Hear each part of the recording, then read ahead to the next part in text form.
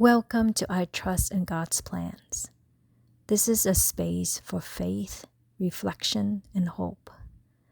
I'll be sharing a series of true stories from my life. Moments where I can clearly see how God was present, even when I didn't recognize it at the time. Each story is a personal testimony of how I've come to trust God's plans, no matter how unpredictable life has been.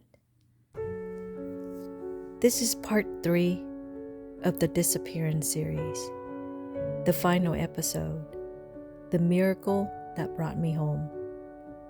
The bus came to a stop in front of the police station. A woman beside me said nothing.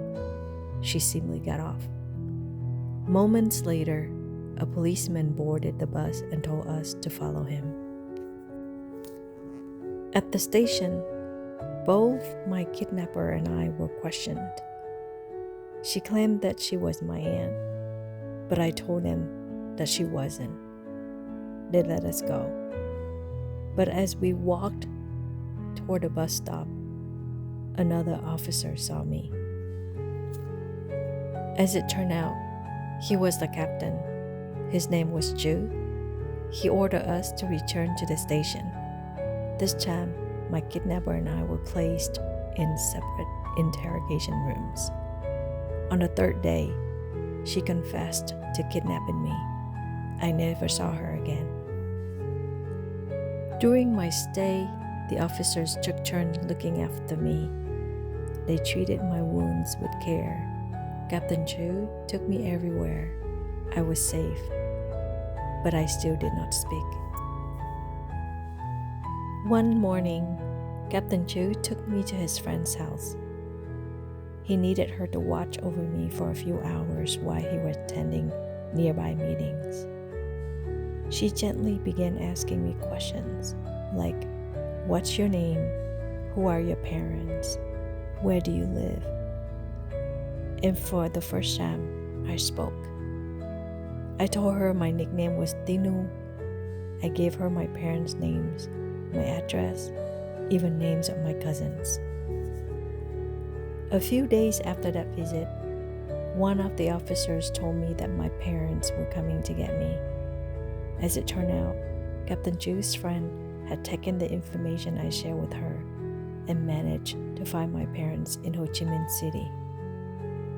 One evening, Captain Chu brought me into a conference room at the station.